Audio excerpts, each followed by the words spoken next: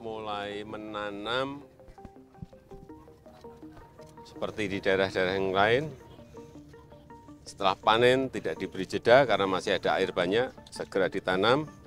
Dan yang saya senang di sini memakai pupuk organik yang dilakukan oleh Serikat Petani Indonesia. Sudah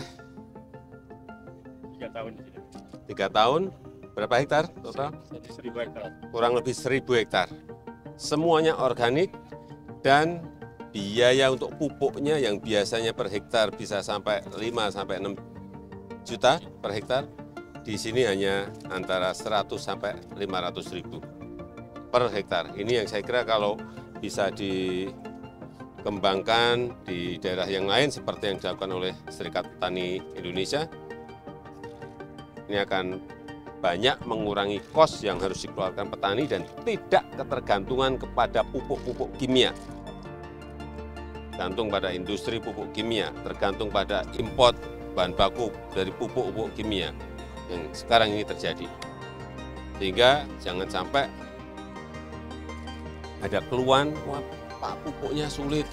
Ya memang sulit, semua negara urusan pupuk memang sulit, tetapi ada pilihan-pilihan dan ini sudah dimulai oleh Serikat Petani Indonesia. Saya kira bagus sekali.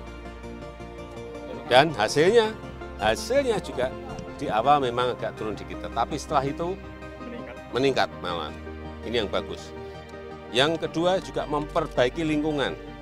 Ekosistem yang ada di sini menjadi tumbuh kembali. Cacing-cacing mulai banyak, belut mulai banyak, katak mulai banyak. Ini akan mulai lagi. Ekologinya akan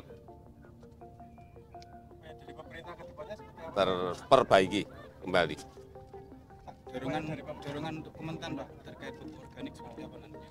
Ya ini tadi saya sudah merintahkan ke Mentan untuk dikembangkan di provinsi lain, bukan hanya di Jawa Timur, tapi di provinsi lain, di kabupaten yang lain.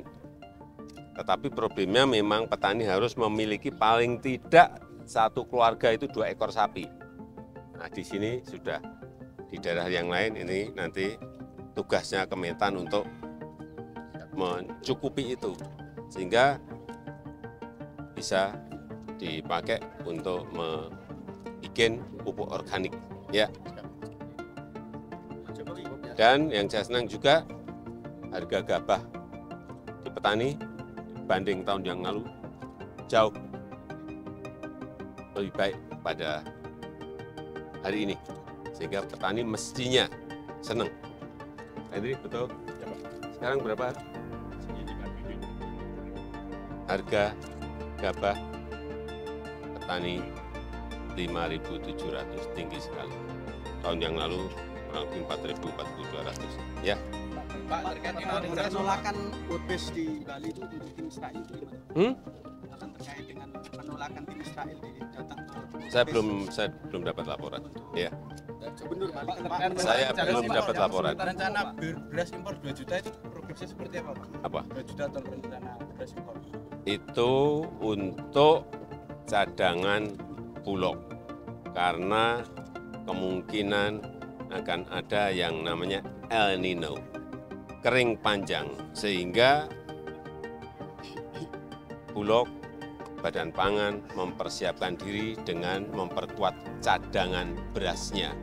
Jangan sampai nanti pas sudah musim kering panjang, kita bingung mau beli beras ke Thailand, ke Vietnam, ke India, ke Pakistan, barangnya nggak ada.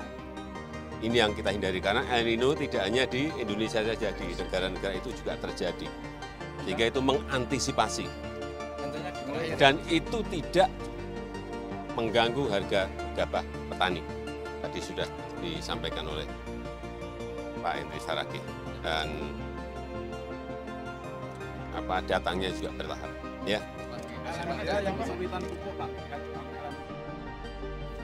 LMDA yang petani jagung yang saat ini kesulitan pupuk. Tadi di depan kan sudah saya sampaikan bahwa pupuk itu kurang di semua negara. Semua negara itu berebutan bahan baku pupuk dari Rusia, dari Ukraina, dan dari negara lain, dan juga produksinya memang kita ini masih kurang. Sehingga di tingkat petani, baik petani beras atau hortikultura maupun yang lain, atau perkebunan, rebutan yang namanya barang, yang namanya pupuk. Ya, cukup.